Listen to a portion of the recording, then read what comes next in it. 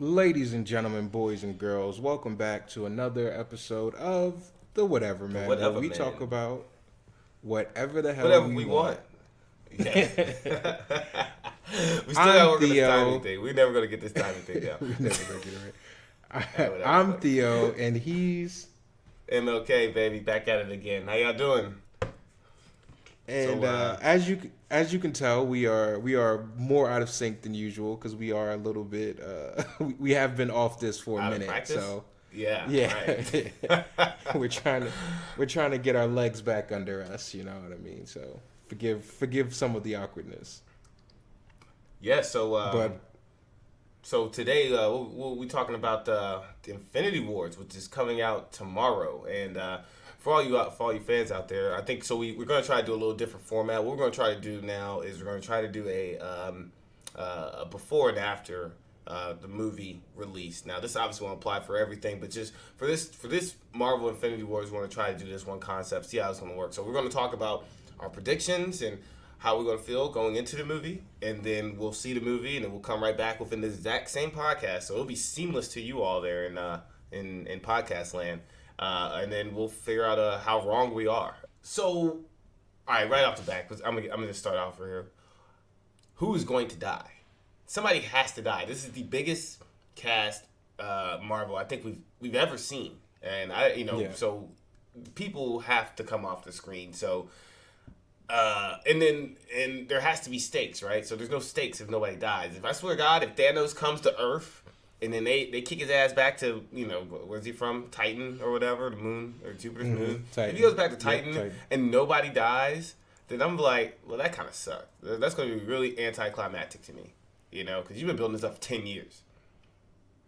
yeah, but it's okay. First of all, I don't agree with the premise that we have all created, including myself, that, well, in order for there to be stakes, somebody has to die. Like, we've been making dramatic film for over 100 years that had stakes but didn't necessarily have death.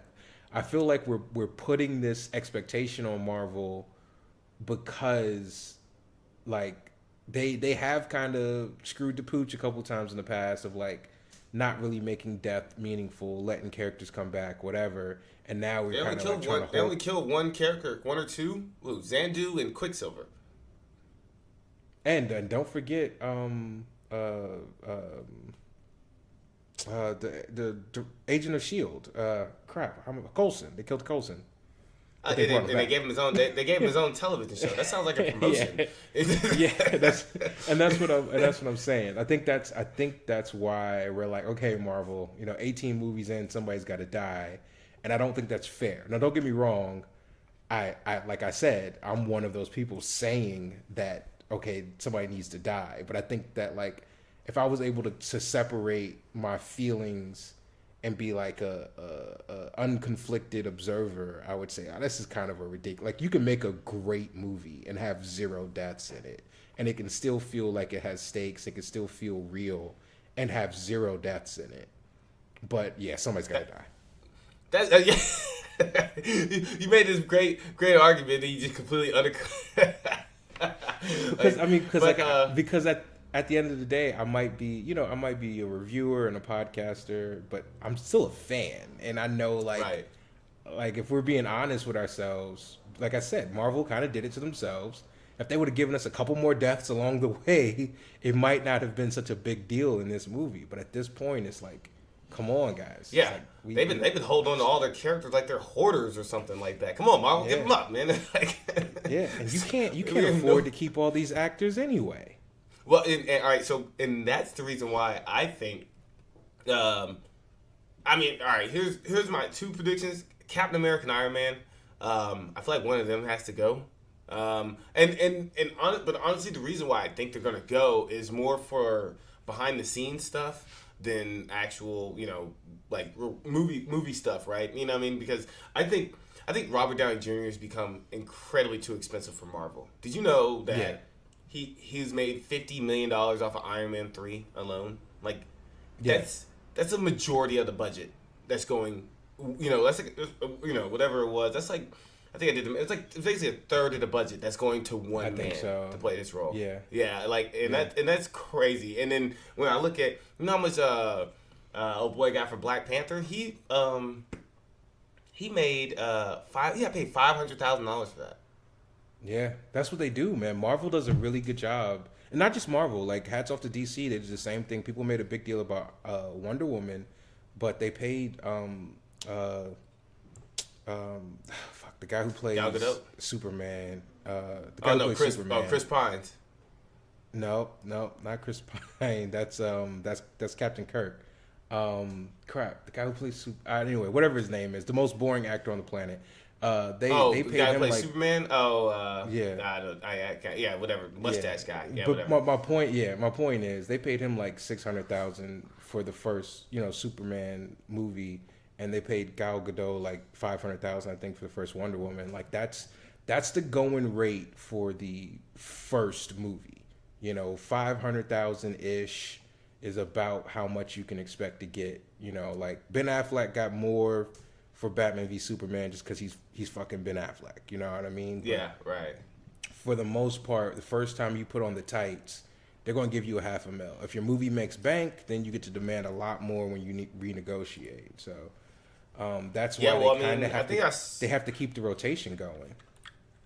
I think I saw it, and it was like it was something to the extent of like I think Iron Man, but that guy Captain America, he was getting like $6 million.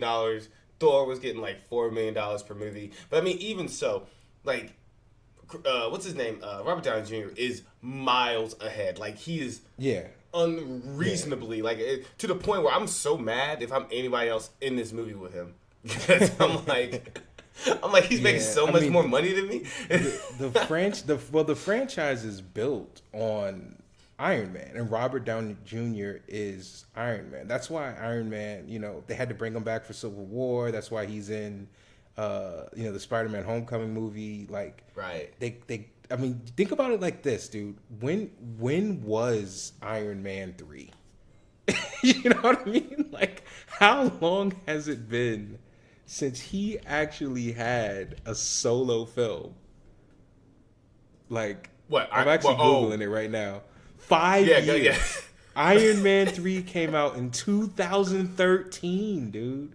Right, so you know what? And that's probably not by accident. This is probably the cheapest way that they can get him is by having him feature in... That's exactly right. Like that's the thing. All right, we're done. You're done with your own movies, Robert Downey, but we can sprinkle you in. But not only is it the cheapest way for them to keep him, it's also it also just goes to show that like he is the glue of the first, 3 phases of the Marvel universe. Like he is the consistent factor in it. So yeah, right. I think when you talk about who has to go, like I think it has a lot to do with stuff that has nothing to do with what's going on the screen. I think Chris Evans has been saying for years that he wants to go direct. So I think he's going to go direct. And Robert I feel like he just doesn't want to do it anymore, right? You know what I mean? I mean, I think he's just tired of it. But in Robert Downey Jr. he's just too expensive, So I think I think if we were to have a Deadpool to throw in the reference to another Marvel comic, the number 2, the 2 best odds would have to be, as far as deaths go, would have to be Robert Downey Jr. or Tony Stark and Captain America. Yeah, right. Well, no, it just makes sense. Here, everybody listen up here now. I actually have a bold prediction, and my bold prediction for the movie is that Pepper Potts will die. That is my bold prediction for the movie, and you all will find out very shortly if I'm wrong or right. But unless I'm horrifically wrong, then I'll edit it out. Yeah, there will be no bold prediction. Yeah, just go ahead and edit that out now, because that's just a stupid bold prediction. It's not stupid. Like, I'm gonna tell you why. I'm gonna tell you why it's not stupid. This is what's gonna happen, man. So you see Peter Parker's on the bus. He sees the giant floating thing in the sky or whatever. And then he springs into action or whatever. And then he just starts getting it handed to him. Thanos just starts giving him the business, or somebody starts giving him the business. Pepper Potts sees that, Iron Man's, I don't know, nowhere to be seen or nowhere to be found or whatever. Pepper Potts is the one that puts on the Iron Man suit, because we've already seen her do this before. It's already been established that she can wear those suits.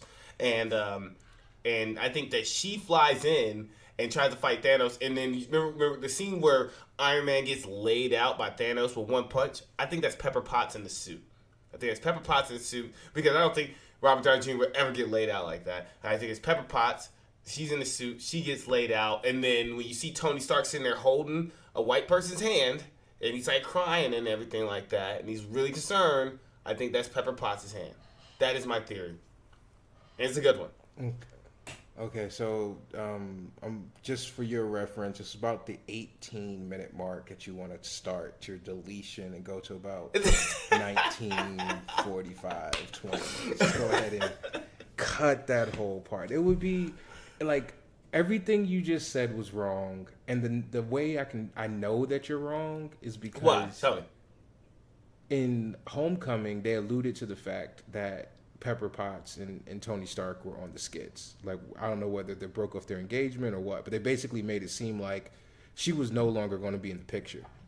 And then they specifically no, that wasn't Homecoming. No, that was Avengers 2, because you last seen her in Iron Man 3, and then Avengers 2. And Avengers, that was the last time we seen Pepper Potts was in Iron Man 3. Then Avengers 2 came out, and then Thor and Iron Man were sitting there talking about how their girlfriends are gone or something like that, or they broke up or whatever. Yeah, you're right. Pepper just reappeared. She just magically reappeared in Homecoming. Sorry, so that's kind of. Right. You're right. I misspoke. They made it seem like she was gone in Avengers, because I think she just didn't want to do the movies anymore. And then she popped back up in Homecoming. If they brought her back in Homecoming just to kill her in Infinity War, people would lose their shit. Like, let's be fair. No, nobody's going to get mad over Pepper Potts dying. Of course they're going to get mad. Think about, ask yourself how many female characters there are in the MCU. There's like 5 tops. And they brought one of those 5 back just to kill her off. It's like people would lose their shit. What's that like syndrome that people get, like, what do you call it? They call it like a Gwen Stacy syndrome or whatever. It's like where you have to kill. You basically gotta hurt women in order to give the main character a character arc. You know what I mean? Like, exactly. Like, yeah. I've heard of it before. I don't know if I've ever heard it called Gwen Stacy syndrome, but that does perfectly sum it up though. Like, I don't. I think that would be, if they're really that stupid, then they deserve the media fiasco that would be. Like, they can't do that. Now I do think that Scarlet Witch is a candidate for death, but only because her character just isn't very fleshed out, and the whole it kind of sucks. Relationship with her and Vision hasn't been that interesting. I think they could really kill both of them if they needed some bodies, just to like have some bodies, but I think it would be better. I think the only 2 deaths that are really necessary, the 2 deaths that would carry the most gravitas and also signal that, okay, this is the end of this phase, we're moving into the next phase, would be Tony Stark and Captain America. And I don't think you kill them both in this movie. I think I can't see both of them dying. That's pretty. Yeah, that's pretty, I think Cap dies in this movie, and then Iron Man dies in the next movie. That's how I foresee it going down. All I know is if you kill T'Challa, we riot. That's all I'm saying. Oh yeah, that's a wrap. I'm legit burning that bitch down. No justice, no peace. Please believe. Please believe there is only one protected character in the Marvel Universe right now. And he's the king of motherfucking Wakanda. And his people. Shit. You better not touch T'Challa. You better not touch Shuri. You better not touch a Koye. I don't. Oh, yo, we fucking shit up. We they're all legit right. Plus, Plus, I'm in tears. that shit just made like $1 billion. Like, you killed him. You stupid anyway. You don't deserve to make money if you fucking kill those characters. Fuck wrong with you? I know. Movie made like $1.4 billion or something ridiculous. It's still making money. It's still making money. It's making more money than Ready Player One did. And like Ready Player One just came out, and this movie and Black Panther's been out for like 2 months. Yeah, that's crazy. All right, so okay, so let's keep it moving here. So those are our death predictions, if there's any. I don't know. I made a bold prediction. Now you got me second guessing myself, but no, I'm sticking by it. As you should. Okay, so so do you think that they can manage all these characters? Do you think it's too much? And how are they going to manage that much screen time? I mean, I can't picture it. It's just not enough time. Yeah, I look, honestly, I think that they can do it just because I have faith in Kevin Feige. And Feige we trust. And not just Feige this particular time. Like the Russos have nailed it. Like, if you look at which are the top, let's say 5, what movies? Movies, yeah, from the MCU, like most likely Civil War and I think they did Winter Soldier. Winter Soldier, yeah, Civil War and Winter Soldier are going to be on your top 5 list. And I'd be shocked if Infinity War doesn't end up being on the top 5 list. So it's a good chance that the Russo brothers are going to own 3 of the 5 best Marvel movies. So I have faith that they've got this. They had it figured out before anybody. Like Winter Soldier, like immediately. I mean, think about how long ago Winter Soldier came out, but it came out and it was like, oh, this is the best movie Marvel's ever done. That's still my favorite. That's my number 1 right there. My number 1 Marvel movie is by far is Winter Soldier. Yeah, I mean Black Panther's number 1 for me, but Winter Soldier is my number 2, and then Civil War, or either Civil War or Avengers are my number 3, and it's depends on the day, honestly. So like that's the Russo brothers really kind of own that top 3 list. Not even talking about the top 5 yet after Infinity War comes out. So I just don't know.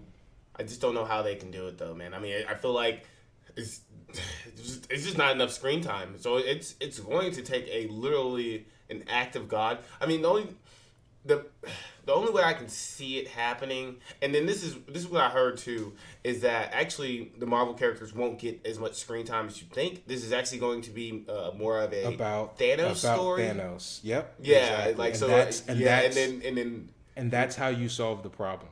Yeah, that's how you just answered your question. Right. You just answered your own question. You don't try to give 58 characters their own fucking arc in the movie. You can't accomplish that. It's ridiculous.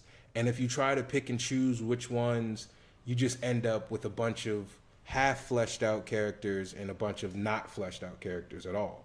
But if you focus the movie on Thanos, on the villain who we haven't spent any time with yet, and you just trust the audience, you trust the fact that the audience has watched the other 18 movies and that they're along for the ride, and that they at least have a general idea of who Groot is and who Shuri is, and you don't necessarily have to, like, they're not going to do 15 origin stories all over again, man. They're focusing on... Who do you think they are, DC? No. Exactly. Yeah. Exactly. They're focusing on Thanos, and I think that's the best way to do it. Make the story about him and kind of have everybody else's arc be about their reaction to him and kind of like their acceptance of their powerlessness. I'm going in even keel. I've been waiting for this for a long time. I'm trying not to like have an adrenaline dump or get too high and fucking be disappointed. I just want to go in and just let it all wash over me. Yeah, whatever, man. Just don't muck it up, Feige, or else we riot. All right, so anyway, so all right, y'all. This has been the Whatever Man podcast, and the next time that you will hear from us, which will be here in the next coming seconds, we'll find out how right or wrong I was. Here, cool. Very wrong, right. I'm sure. And I was wrong. Yeah, we were both wrong, but you were totally wrong. Like, you were loud wrong. So. Hey, well, I mean, I got to go out on a limb, man. You know, nobody hears, you know, the quiet guys and they're mumbling. So, however, all right, number one, before we kick this thing off, how do you feel about the movie now that we've seen it? This is 2 days later, everybody. In case you fell asleep during that first half, same video, or same podcast. But yeah, so how do you feel about the movie having seen it now? I thought the best way I could describe it is that it is, even though I wouldn't go as far as to say that it's a perfect movie, it is a movie that is executed to perfection. It is the perfect Infinity War movie. It is exactly what anyone could have ever asked for out of this movie. They did it. They executed it to perfection. Yeah, I mean, I would agree. Maybe just a couple of parts. In fact, I would just go out and say it. The whole Thor mission to create his hammer, it just didn't work. I understand it was necessary, but there was something about it that was just really kind of just, I don't know, maybe it slowed the tempo down. Something just didn't work with that scene to me. And I think Peter Dinklage didn't work either in that scene. You mentioned earlier that Peter Dinklage was in the movie, like, who's he going to be? But it did not work out very well for me. I mean, how do you feel about that whole sequence with Thor creating his hammer? Yeah, I almost completely disagree. There were times, the one part I will agree with you on, there were times with Dinklage's character that it was like, huh? It felt a little weird. I didn't know if maybe he wasn't acting very well or if he was trying too hard. I don't know. There were a couple of moments, a couple of things he said where it just came off a little wrong. But as a whole, though, the mission that Thor went on and his interaction with Rocket Raccoon and Groot, I loved it. I loved every part of it. Like, I thought it was the perfect way to utilize his character during this. Because Thor is like super ridiculously powerful. And yeah, right. Yeah, and it showed it when he bounces into Wakanda, right? Yeah, exactly. Like, you needed a plot device to get him away from what was going on everywhere else, because he's the nuclear option. Him and Hulk. That's why, you know, him and Hulk are the nuclear option. So you had to remove them, and specifically in this case him, and him working to build Stormbreaker was just a really kind of cool little side mission that he was on, and the interaction with him and Rocket really kind of like sold it for me. Yeah, you know, that was a crazy pairing that worked out very well. Worked out great, and yeah. He talked about all the emotions that he was going through, all the loss that he's experienced. He's lost everything. He's lost all of the Asgardians. He's lost his dad. He's lost his sister. He's lost his brother. He's lost his mother. He's lost his best friend. He's lost his best friend yeah. in Heimdall. Oh, and by the way, I meant to start with this, but if you're listening to this part of the podcast, spoiler. Oh, God. Spoiler. Yeah, well, number one, how can we talk about this without spoilers? I cannot. Yeah, we're not going to try. We're not even going to try. How can you do a spoiler? People do. Review? People. I've seen a bunch of people put up spoilers-free reviews, and they sucked. Personally, in my opinion, everyone I listened to, it was like, this is dumb. Like, you can't even talk about the movie because there's too many things that happen in the movie. You're just going, well, I don't want to tell you too much because that'll be a spoiler. And then this thing happened, but I can't really talk about it because that would be a spoiler. Like, it's like, so what's the point of making a video? You just try to get the views? I don't know. Like, yeah, right? Exactly.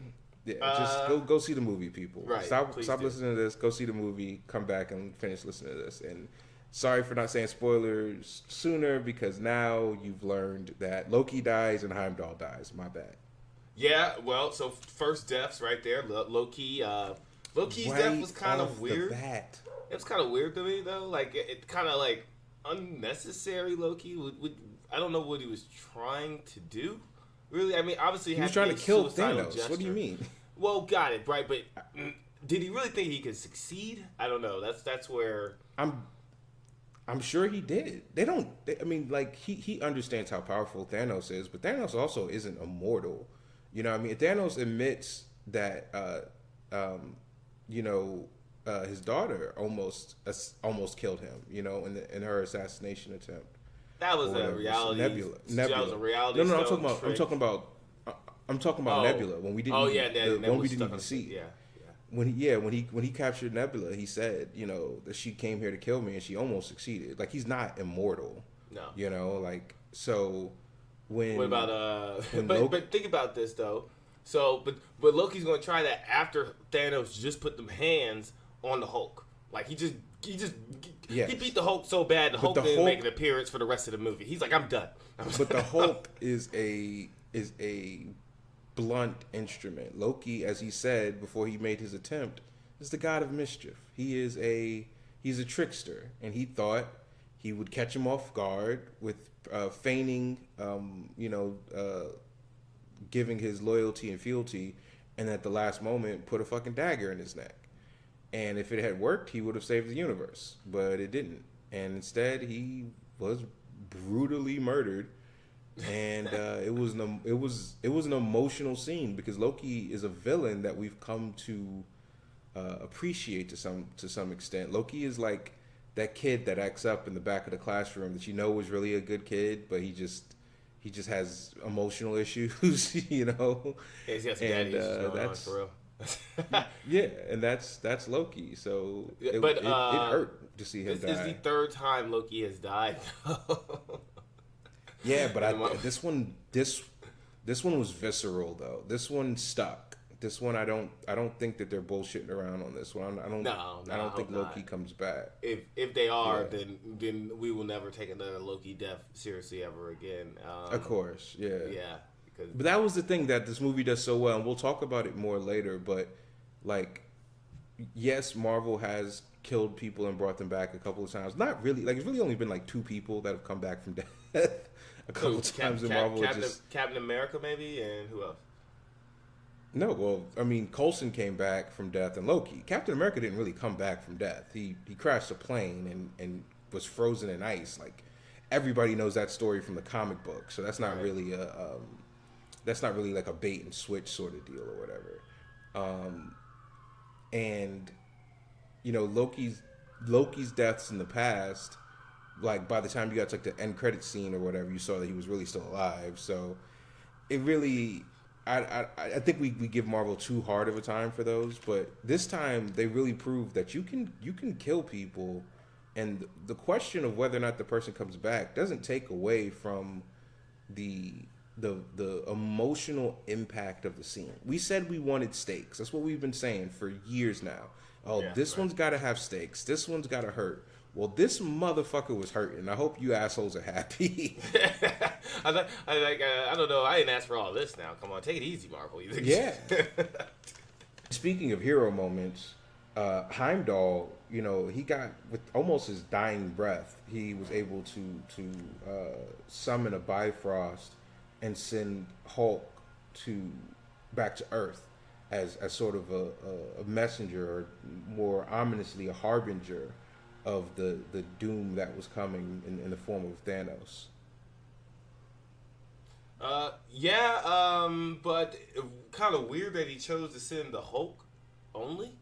I mean, Thor's right there, right? You know what I mean? You think if he couldn't send all 3, you think Thor would have been the one he sent back instead of the Hulk.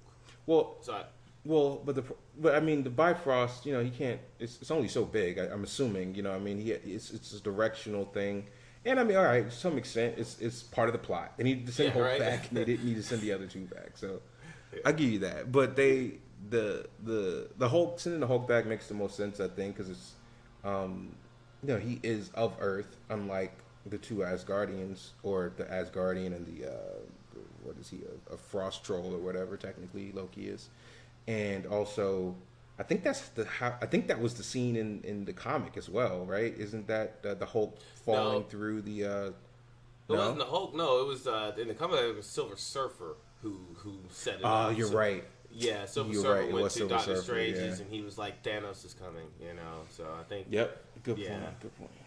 Yeah. So, okay. So Thanos is coming, and he's bringing his children, the Black Yep. Order or whatnot. And I feel like they were actually. I didn't think really they utilized them very well. I felt like they kind of continue on with a problem, a lot of problems that Marvel's had with its villains, being a little too bland or not knowing how to really give them personality. Except with the exception of Ebony Maw. Ebony Maw was the only one.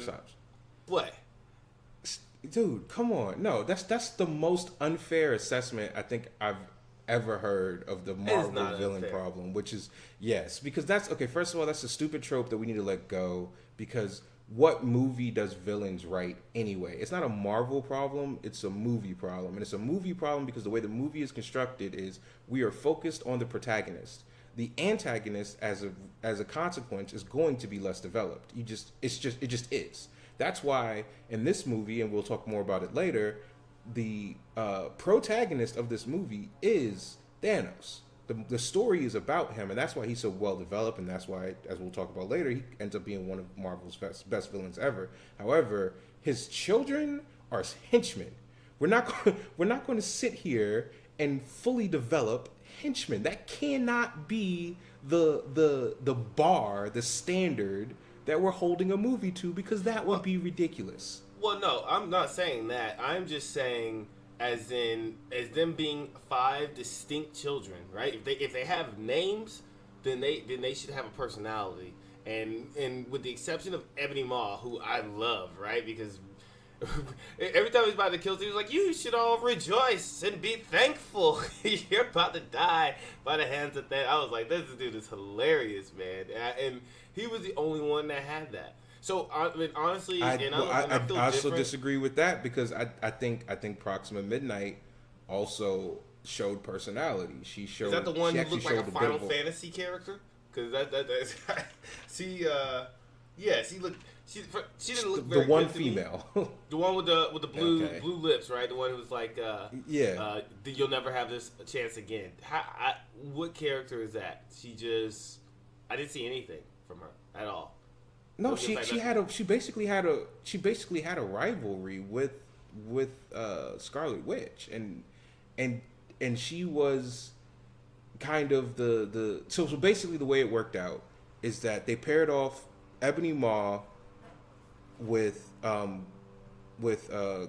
Obsidian mostly, and they paired off Proxima Midnight with Corvus Glaive mostly. Now, I would like to point out the fact that you said, well, if they're going to give them names, then they should have more personality. I'm pretty sure the only one whose name was actually mentioned in the entire movie was Ebony Maw. Yeah, right. So they didn't really give them names, and for good reason. They're just the children of Thanos, and Ebony Maw is supposed to be the interesting one because he is the one walking around saying, "Rejoice because your lives had no meaning, but your deaths will." Like that's a very interesting take. He is he's basically the preacher of Thanos, and his powers were super cool. You know what I mean? Where at the end of the day, I don't really know what Proxima. I don't know what anybody else's powers were. You know, I mean, honestly, I know from the comics that like Cull Obsidian is like super strong and can go like toe to toe with the Hulk. Which is actually what I was hoping for. Honestly, that's what everybody wanted to sort of happened. Yeah, yeah, and we'll see that later as well. He's like, oh, big giant rock monster. All right, send in the Hulk. I mean, it seems. But my underlying point is the only reason we even, but not exactly how I wanted them to. But my underlying point is the only reason we know who these characters' names is because of Google. They weren't actually. To my recollection, outside of Ma, their names weren't spoken in the movie, so I don't think there's an issue with them being underdeveloped. I think they were fodder, and that's okay. It's okay for to be You know what, it might some have villain worked. fodder out there. You know, it might have worked a little bit better if maybe they were introduced in a previous movie. I mean, I don't know where or what, but I mean, maybe just and whatever. This is such a small thing because who cares? Thanos is the guy, right? So I mean, it doesn't. Really Thanos matter. is the guy, and you're right. Yeah. And guess what? If they would have introduced them in another movie, then the complaint, not necessarily your complaint, but it would have been a complaint from some people of, well, I don't know who these characters are. They weren't introduced in this movie. Like that's the other thing that people give Marvel shit for, is that Right, well, all these different stories happen in all these different movies, and they don't a lot of times, especially in this movie, they're not holding your hand and going back and explaining everybody's origin to you. And They kicked in the door, right? They kicked in the door, waving the 4-4. You motherfuckers are gonna understand this shit, or you're not. Like, if you don't understand this, it ain't for you. You might enjoy the movie anyway, but the movie wasn't made for you. This was a movie for the fans. And if you sat through 18 other Marvel movies, you didn't really need much explanation. In fact, 18 of them really weren't even necessary. The only movies I felt were mandatory to see was Thor Ragnarok, maybe Black Panther, but I felt like maybe a lot of that could have been implied. You know what I mean? And Civil War. I guess those are the only 3 movies I felt were probably absolute had to see. Maybe Doctor Strange as well. Yeah, that's about it, right? Because I mean, Guardians really didn't change too much. Nobody else really changed a lot in dynamic that you'd be completely lost if you went into this movie. Not complete. I mean, you're right. The list of movies you'd have to watch to not be completely lost is relatively short. But to actually really understand, I think you need more than just those 3. Because I mean, you do need the Guardians to understand. Why does Peter Quill care so much about Gamora? Like, you need the Guardians to understand what the hell's going on with Groot, and I think the Winter Soldier to understand what's going on with Bucky, and there's a lot of more movies that fill out the story. Yeah, it's a point. All right, so you win it. You talked about Peter Quill. I don't think this movie was very flattering to him. I feel like he almost single-handedly destroyed half the universe because. Yep, he did. Right. But I will say, and honestly, Quill is one of the lesser developed characters in this movie. Because once again, like I said, the movie's not about the Avengers. It's about, or the Guardians, for that matter. It's about it's about Thanos, and his development was really cool. But Quill was a plot device. He was supposed to lose his cool and make a mistake that appears to have cost half the universe's population their lives. However, what's really interesting is the Doctor Strange point, because Doctor Strange went and looked at 14,605 possible futures. Yeah. And he said he only saw one in which they win. Right, and it's all a part of Doctor Strange's plan. I mean, it's all a part of Doctor Strange's plan. Right. So it's all right, yeah. Quill acting like a little bit of a heartbroken man child. It was supposed to happen, honestly, for the universe to eventually be saved. But it looks like for the universe to be saved in the long run, in the short run, it had to be lost, and that's the part that Quill had to play. So it was interesting. Yeah, it's kind of blatantly obvious. The thing I don't like about that trope, right, about the only one opportunity kind of thing or one scenario, it kind of like predestines everything. So everything you see is like, oh, this is really all a part of the plan. I mean, it's kind of cool. It's just it kind of throws me off a little bit. Be like, oh, okay, well, this is the only way to win. You know what I mean? It's kind of. It's like some prophecy kind of stuff. It's just why I'm sure the movie would be great and all that. I don't know if I like that trope a little too much. But, whatever. Doctor Strange, though, really, man, he's really been in training these last couple of years, hasn't he? Because he came out. Doctor Strange is he's a total badass. But they established that he was a badass in his brief appearance in Thor Ragnarok. So I think this was just kind of picking up where that left off of showing like, yeah, Doctor Strange is a bad motherfucker, man.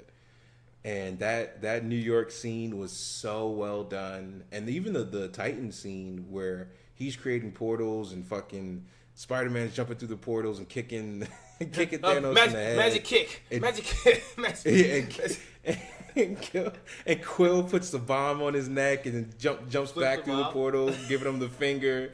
It was just it was so, like that's the thing I want to take a moment and just kind of pause and say like the fucking Russo brothers directed the hell out of this movie, man. Yeah, like they did.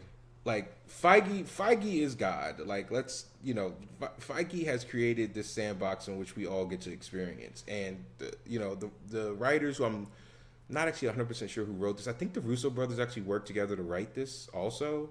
But like whoever wrote it, I'm pretty sure it was them. But whoever wrote it, you still have to put it on a screen. And all of these moving parts to be orchestrated together to make this symphony that they did was just absolutely glorious. The pacing was amazing. The movie never slowed down. It was just, whether there was action or comedy or drama, it just felt like it moved between those things so seamlessly. They did a really good job, I think, of recognizing dramatic mistakes in the past, in which they would not allow the drama to sit for a moment, and they would just jump in with a joke and kind of kill the drama.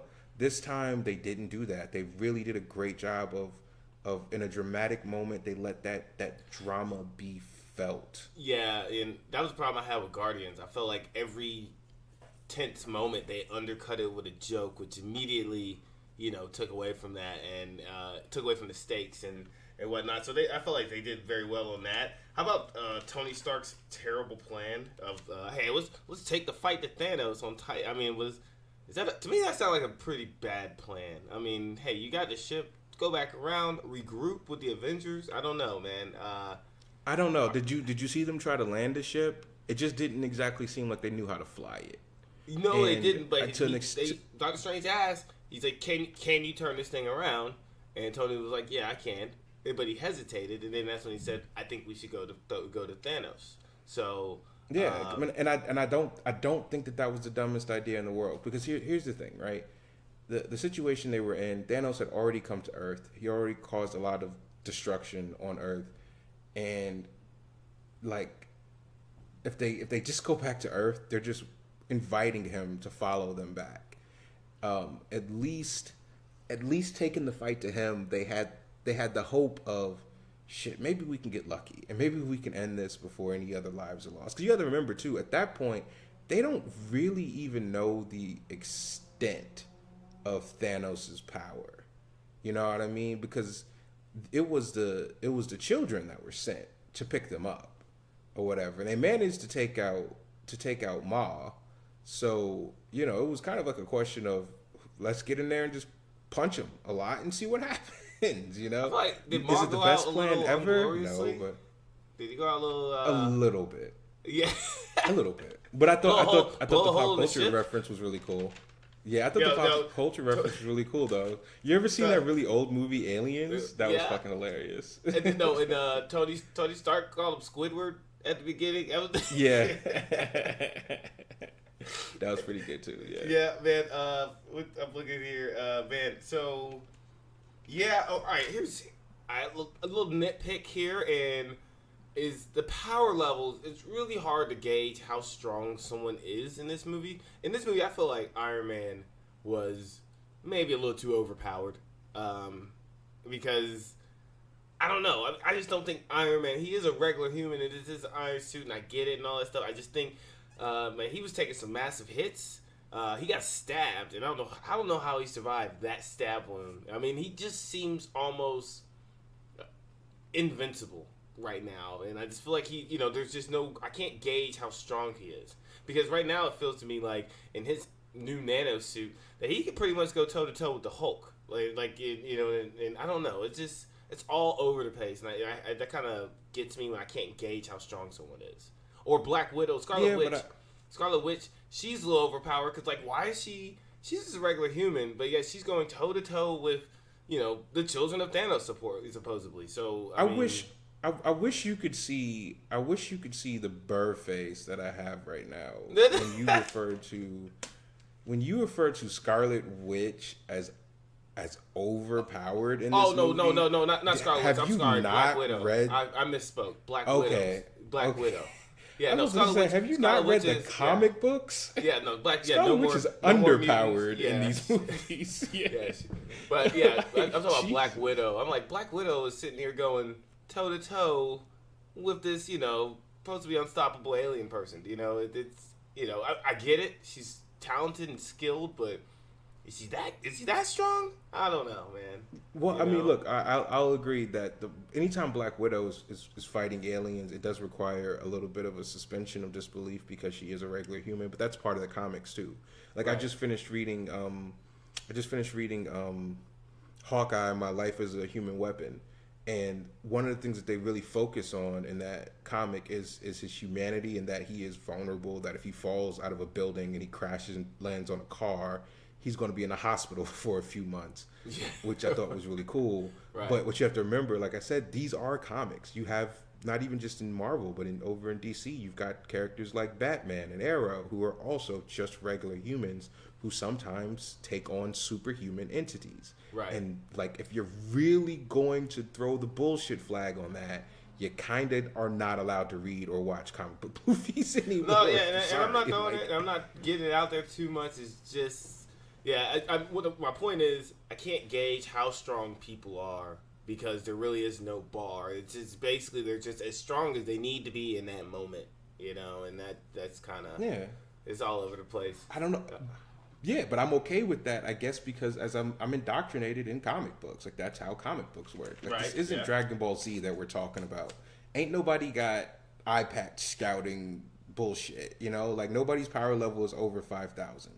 Like there's basically just like a hierarchy of power, you know what I mean? And there's Thor and there's Hulk, who are just, like I said earlier, like nuclear weapons.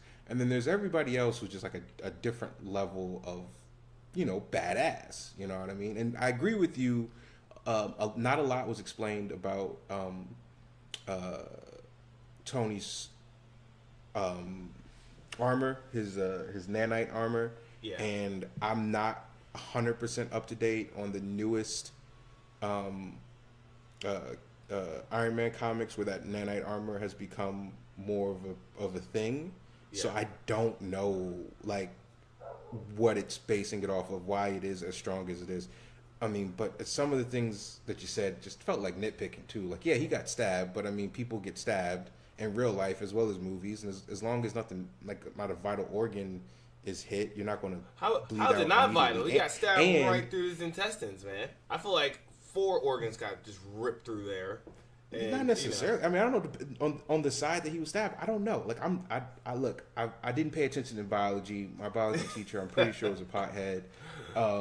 So, like, I'm not going to front like I really know what's on that side of the abdomen. My point is that he didn't die, and then he sprayed himself with what looks like nanites to try to, like, seal the wound or whatever.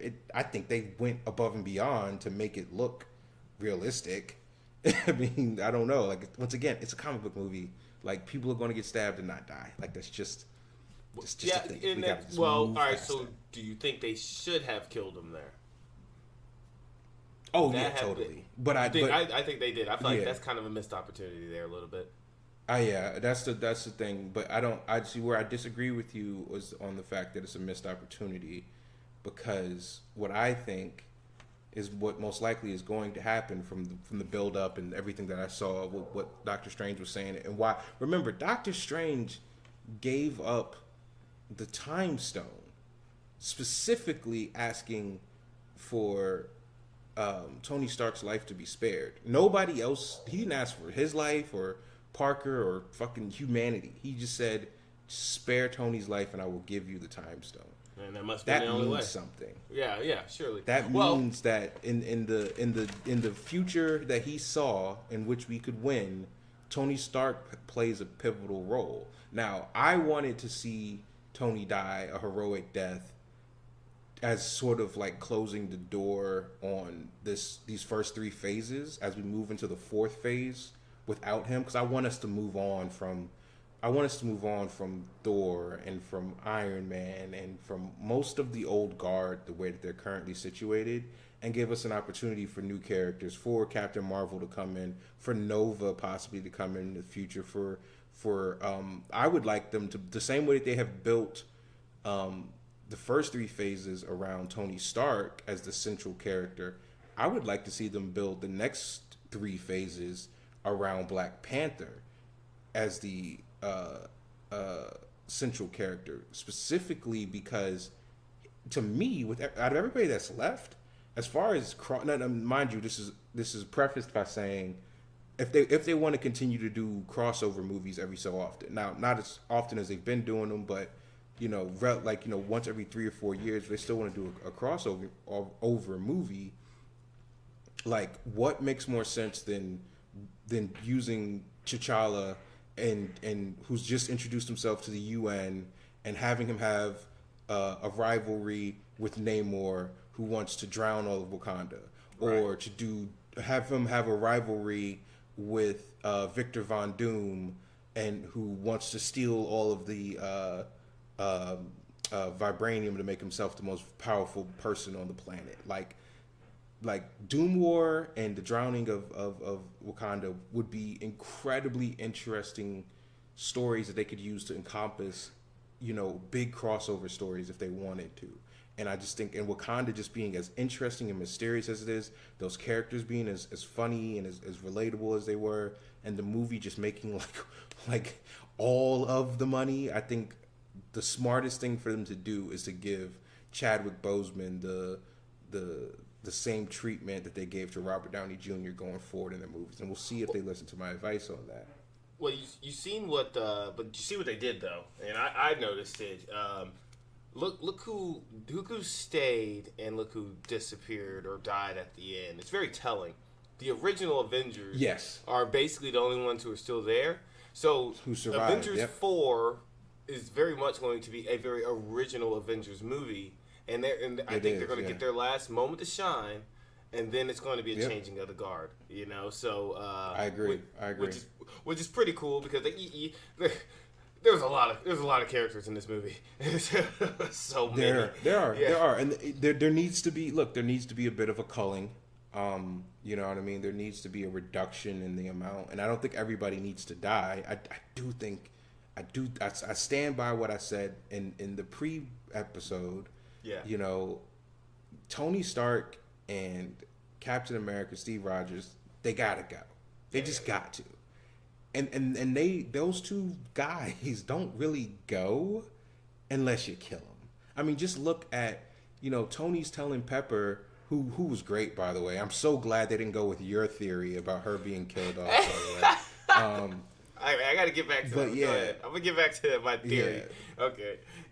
So, that scene they had in the park where she's asking him, like, look, are you committed to, retirement and being with me? I can't be waiting up at night worried about whether or not you're going to come back alive. And he's still walking around with nanites on his chest, ready to battle at a moment's notice. I think, I don't think that he can realistically step out of the leadership role willingly. I think he's going to have to die, basically. Yeah. And I'm okay with that. I'm okay with him and Rogers having heroic deaths in the next movie. I just thought it would have made more sense to give one of them a heroic death in this movie and then another one a heroic death in the next movie. It feels like both of them in the same movie is just it's A, going to be too much, and it's B, going to take away the gravitas from each other a little bit, right? It's going to make one person's death seem less grand, which to me says that they're not going to do both. I don't know which one they're going to do, but I don't think they're going to do both. So I don't know. We'll see what happens. But right. All right, man. So let me get back to my Pepper Potts theory. Okay, so it didn't work, but I held on to that theory for nearly the entire movie. Because if you realize, remember when Tony was on the ship and Pepper called him, they had that conversation, and like they started breaking up. The last words Pepper said was, "I'm going to," and that could have been translated as either "I'm going to," and it got cut off, or "I'm going to TOO," as in I'm also going. And I felt like Pepper might have just popped up at any point. It was the craziest thing. It was so ridiculous how I wanted to be right in this situation. Yeah, I'm glad you understand how ridiculous it was. Hey, it was a semi okay theory, man. Whatever, man. I gave it one person I felt was one of my least favorite characters. It was Vision. I felt like he looked like the victim throughout the entire movie. Well, yeah, he pretty much was the victim throughout the entire movie. And everybody was absolutely right. Like, so when the moment they put that Infinity Stone in his head, like, what, 3-4 years ago, it feels like? We were like, yeah, you're not going to last long. Thanos is coming. Yeah, exactly. Yeah.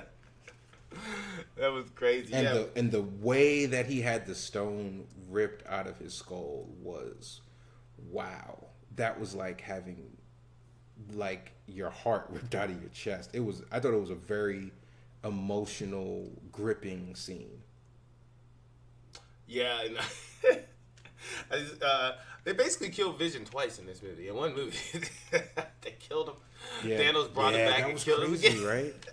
I think that's part of why it was so emotional. You know, because I think they did a really good job. Like, I think one of the things I said on the pre-show was that I was okay with the idea of them killing off Scarlet Witch and Vision because I just felt like they were both pretty underdeveloped, and I think they did. It was almost like they jumped into my brain and read that thought because Vision and Scarlet Witch were two of the most focused on characters as far as development is concerned of the of the Avengers or whatever, of the good guys in this whole movie. Like, they got a lot of screen time, a lot of scenery to chew up, and they really kind of further sold that love story between the two of them and the idea of this machine becoming a man, becoming human, discovering humanity. And for them to have her be the one to attempt to sacrifice his life, which, mind you, that's the second time in this movie that we've seen someone's lover try to kill them in order to save the universe. Yeah, you're talking about Peter Quill and Gamora. Yeah. Exactly. So that was twice that we've seen that, and then for them to make us watch that, and basically in slow motion, as she destroys the man she loves, only for Thanos to be like, "Ha, nice try. I have the time stone," and undo it all, and then reach into his head and pull the Mind Stone out. It was a punch in the gut, and it was so well executed. Once again, hats off to the Russo brothers. I really liked in this movie, and this is kind of a little flaw I had with the previous movies, was how they at least tried to show that each of the stones were different. I feel like in the previous movies, they all the stones kind of really did the same thing, with the exception of the time stone. You know, like, so I mean, the Aether or whatever, no idea what it did. It just seemed like it just made blast and stuff like that. The Tesseract, same thing, made weapons, just blast. You know, these are 5 distinct stones, and I feel like the comic books really do a really good job of illustrating that. The differences between each stone. But I kind of like, at least in this one, they try to really show that, hey, these are all different things and whatnot. But they still, I guess the Space Stone to me, I think I read somewhere that that's the one that allows them to teleport and to travel through space instantaneously, which is the Tesseract. So that's how Thanos was So that one, I guess that was cool. The Time Stone is the one that obviously, it's probably the one that stands out the most. Oh, the Soul Stone. Let's talk about that Soul Stone reference. So Red Skull's back. Well, at least he made an appearance. Red Skull is... Yeah, Red Skull made an appearance. I thought that was brilliant. My buddy actually called that. He totally was like, for whatever reason, I don't know how, he just knew Red Skull was going to be in this movie. So it actually made sense too when you thought about it. I mean, this was Red Skull's mission. Red Skull was attempting to gather all the Infinity Stones, without even having the same concept of space time that Thanos was operating with. So Right. obviously the Red Skull was never going to be nearly as successful at it as Thanos has been. But the interesting part was when he said that, like, almost kind of karmic, his punishment as a man who was trying to unite the stones and failed is to watch over one of the stones Yeah, for but did eternity. It's kind of like, wow, that's pretty fucked up. Did you not feel a little bit sympathetic for the Nazi, whatever dude? Because like you think, man, like this dude's been stuck here since World War II. Like, damn. Did you just ask me if I felt a little sympathetic for the Nazi? No, Just no, no, didn't just. feel I like mean, that. no, you don't, right? But you just like No. not sympathetic towards him, but you just go like, man, that sucks. Like. But here, the thing about the Soul Stone was, I feel like that came completely out of nowhere. I feel like they had so many other It did. opportunities to introduce the Soul Stone, and like, all right, here's nitpick. Let's nitpick a little bit. That's my favorite thing to do is to nitpick. I felt like Apparently. Yes, I felt like the scene where Gamora knows where the Soul Stone is, right? That just it came out of nowhere, and then Thanos is asking Gamora where's the stone. She's like, I don't know where it is, and then there's a recording of Gamora on Nebula that she has of Gamora saying that she knows where all that. I mean, I felt like that would have hit home if it just would have been played or built up in any other movie, and I feel like they have so many opportunities to just mention it, just name drop it, just a little bit. But if it just came out of nowhere that Gamora of all people just knows where this Soul Stone is. I don't know. It felt a little shoehorned in to me. Think for a second about what you just said. What's up? You just said that it would have made more sense for a person who ran away from Thanos holding the greatest secret in the universe would have at some point in an earlier movie let it slip that she had the greatest secret in the universe. No, that's not what I'm saying. I'm saying just there is zero reference to that at all. There's zero reference. Of course, there's zero reference to it. Right? No, but it could have been something that we never even heard of that planet that they were at. You know what I mean? Just maybe you mention it. I had a mission on this planet. Maybe Thanos sent me on this quest. Anything that just referenced it, so you didn't bring it all in within 10 minutes of this movie. And I mean that's the only thing. Everything else in this movie was built up in previous Southern movies. Every last thing except for that one thing. So I mean, look, I'm not the nitpicker you are, so I don't know if everything else has been built up in previous movies. But what I'm saying is, I'm pretty sure not everything was built up in previous movies. Well, maybe not the Thor is, stuff and the Thor's hammer. We had no idea where that was built. Yeah. Yeah. But I'm saying, like, so that's what I'm saying. Like, this thing especially, she is holding a secret that she wouldn't even tell Peter, because she to Quill rather, because she said to him, "Look, if I tell you, then you could die." Like, why would we have known this already? Of course we didn't know this already. Well, I'm not saying. Maybe that recording, or she told Nebula, right? She told Nebula that she knew she had found a map to it, and that she would make sure that he never found it. Yeah, but got it. So movies, you tell me you couldn't include okay, that? But hold on. Okay. No, because throughout the previous movies, Nebula was trying to kill her. In Guardians of the Galaxy, until the you last couldn't put that in Guardians of the Galaxy 2 when they were actually speaking to one another. You talking about near the end of the movie where they were actually speaking to each other? Because other things were going on that. Come on, we can't have it both ways. We can't complain when a movie is used aggressively to set up future movies, right, and then complain when we didn't get a setup in a previous movie. It doesn't work both ways. Yeah, you're right. It makes way more sense for this to have never been spoken about before. And it jives with the character. She ran away from Thanos. She ran away from Thanos for a reason. People asked her, why did you run away from Thanos? But she never wanted to talk about it. Well, now you know why.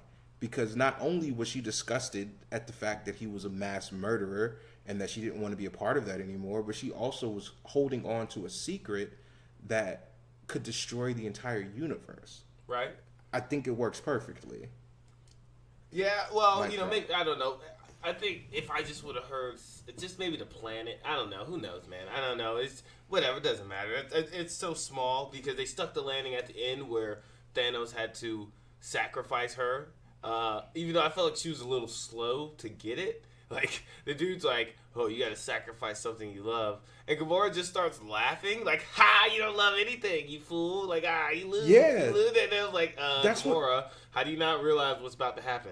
Like, well, hold on. That's part of what makes that scene so great. You know what I mean? This, like, yeah, she was raised by him. And then you have to revert back to the part where she thought she killed him and she started crying. Right, because at the end of the day, even though this man is a monster and she feels all this hatred inside for him and this loathing, he still raised her as a daughter. You know, she felt like this was a father to her, and if she had to kill him with her own hands, she would feel emotional. She would feel grief and despair, and what she didn't recognize, which was what was so brilliant about that scene, is that this heartless monster felt the same way about her. So in that moment when she's celebrating, because she's like, I didn't even realize I was going to win this way. I didn't even realize that, you know, I could have told you where the Soul Stone was and it wouldn't have mattered because you don't love anything. You're not capable of loving anyone but yourself. For that moment, when a single tear runs down his eye, and for Red Skull to say, he's not crying for himself, he's crying for you. Right. And as it dawns on her, and she recognizes, she's like, this isn't love. Like, you can't possibly think that this is love. But it was, because him sacrificing her was sufficient. And I didn't think it was going to happen. I thought Gamora had plot armor, to be perfectly honest with you, man. I thought they still got. They still got another Guardians movie to make, so I just remembered, you know, Nebula on the ship and thinking maybe she was going to swoop down in a pod and kind of catch her out of the sky or something. But when she laid there lifeless and I realized it was real, I was like, damn, did not see that coming at all. Hey, okay. Speaking of plot armor, they killed our boy, man. They killed Black Panther. And they did. I feel like we have to riot just because a couple days ago we said we were. We said we were, and can't. They called our bluff. Can't look like a punk. Cannot look like I'm punking out. So we gotta on another show. We gotta schedule this riot. Yeah, I know. We gotta work out the details. Yeah, we're flipping over cars. Yeah, because you're in Texas. I'm in New York. It's just difficult for us to. We'll have to sync our watches, you know, and we're in a different time zone. So, like, do we both riot at 7 or is it like 7 Eastern? Like, I don't know. We got to figure out the details. Yo, man, I was like, that one really hit me. But also, funny thing about that one right there lowered the stakes for me on that because I was like, okay, everything's going to be okay. Because if Black Panther's dead, yeah, you know, I mean, you're like, okay, I know he's not going to stay dead. They made too much money. You know, so you know what I mean. So no, it definitely you know the people that were killed by Thanos snapping his finger. You know, it's a pretty safe assumption that if the Infinity Gauntlet can kill half the universe, then it can also bring half the universe back. And in the comics, which I haven't actually read it because I didn't want to go in thinking one thing was going to happen and another thing happened. So I've got the Infinity War on my Kindle, waiting until after I watch it to go ahead and sit down and read it. But I do know as part of the ending that I guess it was Nebula that gets the gauntlet and undoes everything that Thanos did. Now I truly doubt that they're going to give such a monumentous scene to Nebula going in the future. But these stories are completely different because I have read the Infinity War one, and I'm talking about like the Infinity War comic in battle is so far out there, and it literally involves everyone, even the cosmic entity. I mean, you're talking about Galactus is jumping in there. You have you got one dude called Eternal. He's another cosmic entity. Yeah, the Eternal. Yeah, yeah. Everybody is fighting him, and like Thanos beats them all back. And I mean, you got there's the one above all, and then there's the one with the guy with the three faces. The one above all. The tribunal. The tribunal, right? Great. So basically, the tribunal, they go to him. I think the Beyonder was involved also. Yeah, everybody. They're all involved. The Beyonder's one of the cosmic entities that fights, and Thanos whoops them all up and everything like that. And like they go to the cosmic entities go to the living tribunal, and they're like, "We need you to stop Thanos or whatever," and whatever. And living tribunal's like, "No, because as far as I'm concerned." He is he's usurping your guys' roles. You're supposed to be the cosmic entities that control everything, and now Thanos is that guy. He's usurped you all. So he's like, I'm not going to assist in this. And the story is so out there, and then the motivations for Thanos aren't even the same at all. Thanos, which is better, by the way. Like. In the story, being in love better. with death, it's better. Yeah, yeah. The being in love with death thing was just kind of, it's very comic booky, and I don't think that plays on the big screen. Thanos' motivation is a lot like, if you really think about it, Thanos is a lot like Zod in a lot of ways, where he tried to tell Zod tried to tell the population of Krypton that, hey, we are overexpanding. There's too much excess. We're overusing resources. We're going to destroy this planet. And Thanos did the same thing on Titan, and in both cases they were right. Now the difference is that Zod tried to go to like another planet and terraform their planet to make it into Krypton, which would have been interesting. But and Thanos decided that he was going to bring balance to the entire universe the way he attempted to bring balance to Titan. So. But I thought it was an interesting sort of correlation there. So we barely even actually touched on Thanos iconically, and who was probably the best part of this movie. Okay, so let me ask you, Thanos, best Marvel villain? He's up there. He's definitely up there. I think currently, as far as Marvel villains go, we really have Loki, of course. And then to me, it's Killmonger. Killmonger's number one. Killmonger, yep, Killmonger. And I'm not even putting it in order right now, right? I'm just saying the villains that left a mark is going to be Loki and Killmonger, or mostly in everybody's books, number one and number two. And then after that, I'd make an argument for Cate Blanchett's Hela, but not everybody would agree with that argument. I don't. And I'm not saying as number three either. I'm just saying it's like, top 4 or 5 villains. But yeah, when you throw Thanos in there, and I mean, it's hard to argue that he's going to be number one on a lot of people's lists, and he can't be any lower than 3 for sure. No, he's number 2 on my list. Killmonger's number 1 still. Yeah. I put the Vulture up there as a very well done villain. But all right, but here's my thing. To me, the best villains, ironically, are done by Netflix, Marvel. But they have. But I mean, there's a major difference of having 13 episodes to flesh a villain out versus having an hour and a half. Yeah, so, you're right. So maybe 2 hours really and 40 minutes in the case of this movie. But it's a bad comparison. Thanos. His form is imposing. I mean, he's just as big as the Hulk. Yes. The way he speaks. Dude, can we just talk about that for a second? Because a lot of people were on the internet memeing and clowning the fuck out of Thanos. Why? But it worked. Before. I'm talking about like when the trailers first came out. What's there to clown about him? Well, just when he took his helmet off, you know what I mean? They were putting a damn fitted cap on him, just like making fun of the way his head looked. And they were like, people were like, do we really want the CG? Because people made a big deal about Steppenwolf being all CG and everything, but this was different. Like this was actually executed well. This wasn't like Apocalypse over in Fox that looked like Ivan Ooze. Like Thanos looked like Thanos from the comics. He was big and he was imposing, and they did a good job of like kind of juxtaposing him against other figures, so you could always have that idea of how large he was. When he stood toe to toe with the Hulk, you could see that he was just as big, if not slightly bigger than the Hulk. Right. And he gave him all of that two-piece in a biscuit. Like, lit his ass to fuck up, son. And then, you know, like the way that they kept just juxtaposing his hand with Gamora's, like just really driving home the point, this is not a little ass dude.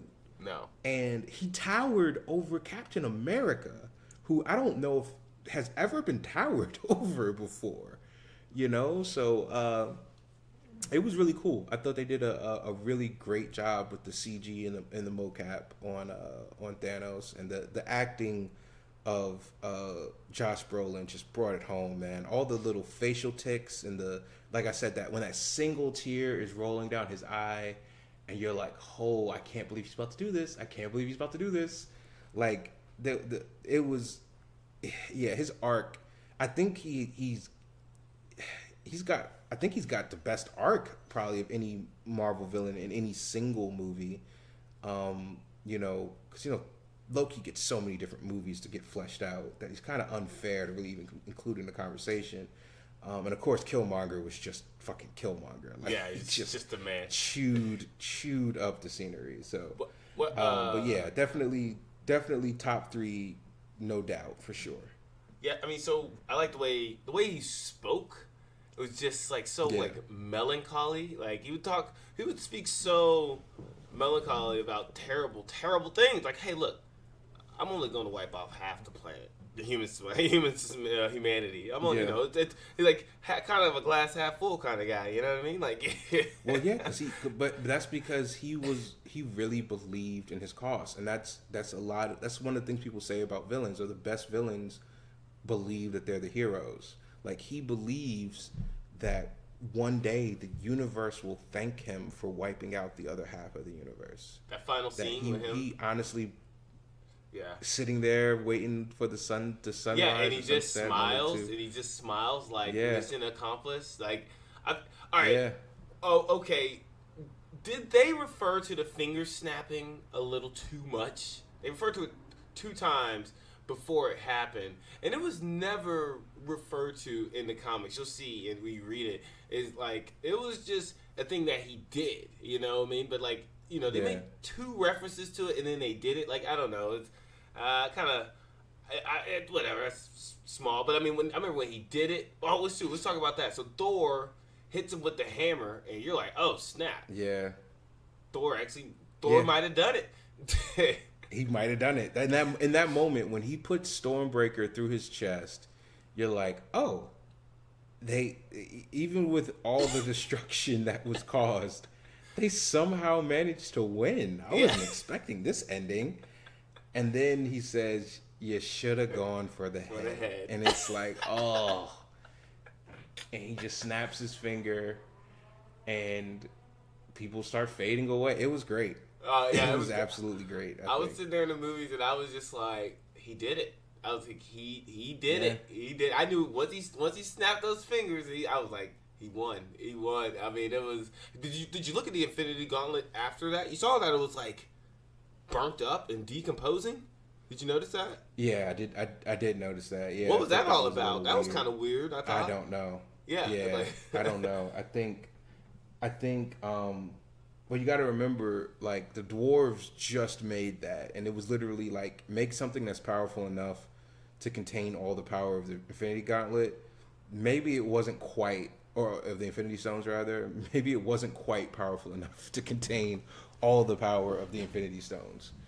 So right, I mean, yeah, that was interesting. Funny thing about that Forge scene, Chris. Like, all right, so Thor and Peter Quill, like, they might have stole the show for best interactions together, because Thor's like, I'm about to go to this forge and make a weapon strong enough to defeat Thanos, and Peter's like, don't you think we all could use a weapon like that? Like, or when he was making his voice deeper, or no, the best scene is Draxi, the Draxi Destroyer. When he was on the table, and he's like, who's this dude? He's like, no, this is not a dude. You're a dude. This is a man.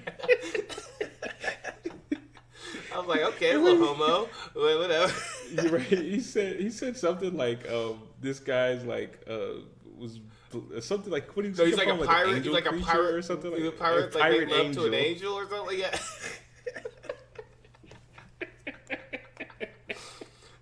The comedy in this movie worked. Thor kept calling freaking Rocket a rabbit. So well. He kept calling him a rabbit the whole movie. Oh man. The comedy was just it was on point, and I love how like they really came in with the drama in the first scene, and they really sold it. But like from then, almost immediately after that dramatic scene, it was like comedy, you know, and it was like the transition went well.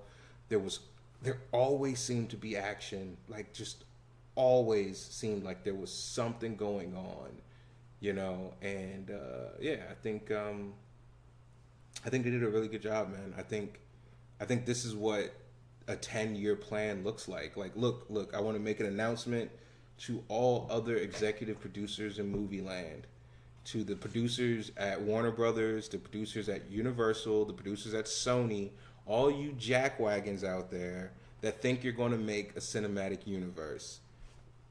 If you can't do what Feige does, don't bother. Look. If you're just throwing shit at the wall and hoping something sticks, that is not a cinematic universe. You have to have a plan, and you have to be willing to stick to the plan. Like, people forget, not every one of these Marvel movies has made $1 billion. No. You know what I mean? Like, I think they've all made at least $500,000. But still, like, you know, the first Thor movie didn't, you know, go gangbusters. The first Captain America movie didn't go gangbusters. That one, I don't even think made $1 billion. That one might have only been like in the 300 millions or something like that. You know, the Ant-Man movie is just so different. That's why it made so much sense for Ant-Man to not even be included in this movie, because what he's doing over on his side of the world is more street level. He's almost like a Netflix hero that's getting a movie, you know? Like, he's not saving the world or saving the universe. He's like defeating an evil businessman, and that's fine, you know? But the point is, they didn't say, at no point did Feige, like, change the direction of the ship. You know, it's been going the same way the entire time, and it's the one unfortunate thing about that is, they've lost some really great talent as far as writing and directing goes because of it. You know, I still want to see the Edgar Allan Ant-Man movie. As much as I loved the version that we got, or not Edgar Allan, Edgar Wright. Hello. I still want, Edgar Allan Poe's dropping making Marvel movies now. Yeah, right. I still would love to see the Edgar Wright Ant-Man movie, but you know, I also love the one that we got, you know, because they went out and got a director that was willing to conform, for lack of a better word, to their vision. And if people want to make the argument that constricts creativity, fine. If that's the argument you want to make, there's other movies that can be made where you can be more creative. But this is a serial, serial serial. We'll never see to this fall again, in line with the other movies. I think we can if people. No, if people this look, is 10 I talk about years, Kevin Feige being a god, but no, I'm saying a lot of studios do not have the patience or the back. That's what I'm saying. To do something like this, you have to have the patience. That's what I'm saying. I agree. You have to have the patience. Justice League blew their load. They couldn't even wait for like 4 movies. They're like, we got to get it out there now. You know, like DC. Yeah, it was a mess, and it was a mess. And they didn't even their patience is so bad they couldn't even stick to the original plan for the rushed Justice League. Yeah, right. That was supposed to be a part 1, part 2. You rushed to force Justice League down our throats, and then instead of sticking to the original plan of having it be a 2-parter, you wrapped everything up in one part and just made a shittier movie than it probably would have been if you would have taken the time and done 2 movies, or even better, taken the time and done several movies to establish, or like, I mean, I will always defend the idea that just because Marvel did a bunch of small movies to build up to the Avengers doesn't mean that that's the only way to do it. No. I will always defend the idea that DC's method could have worked. Going right into Batman v Superman and then the Avengers Part 1 and 2 could have worked if it was executed perfectly, and it wasn't. And that's a problem. Yeah, that's why these other studios can't do what those Marvel things does. didn't work. But okay, so let's quickly here. Let's talk about that ending credit scene. Samuel Jackson makes his iconic appearance yet again. Almost drops an F-bomb in a Disney movie. How about that? That was that was funny. Yeah, but he pulls out his old looking pager, looks straight out of the '90s, and I had to Google this, but I figured it was, but he was making that distress call to Captain Marvel, and this scene is very very strange to me, right? And this is why I was talking to my girlfriend about this when I left the movie. I was like, Marvels are a bunch of bastards, man, because they did it again. Because now at this point, they didn't put Hawkeye and Ant-Man in this movie specifically. And I almost put up my firstborn child that Hawkeye will be in the next Ant-Man movie.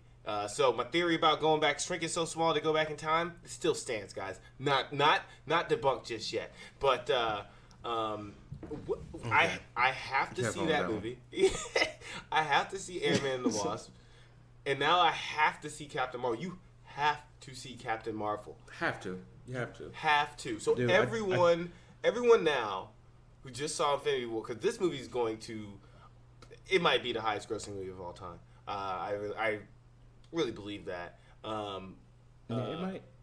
It might. It's going to do well. I mean, they're already projecting. It's probably going to come just a little bit short of The Force Awakens for opening weekend. It'll probably be like 240 million.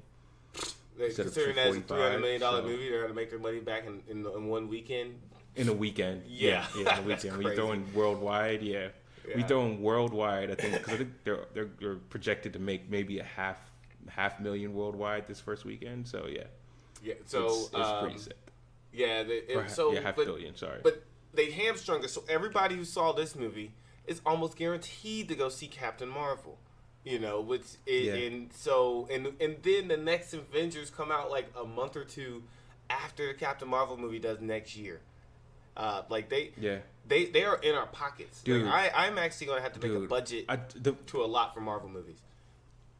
The funny thing about the post-credit scene is that I've seen all of these Marvel movies before, and I've never been to one until now where not a single person left before the post-credit scene. I know. Not a single person. We all sat there and watched the grippers and the best boys and everything that scrolled in front of our face because we wanted more. We wanted to see what that post-credit scene was. And it was so funny to me because, that pager comes up and the symbol pops up on it, and me and my buddy cheered, and I looked at him and I was like, we're such dorks.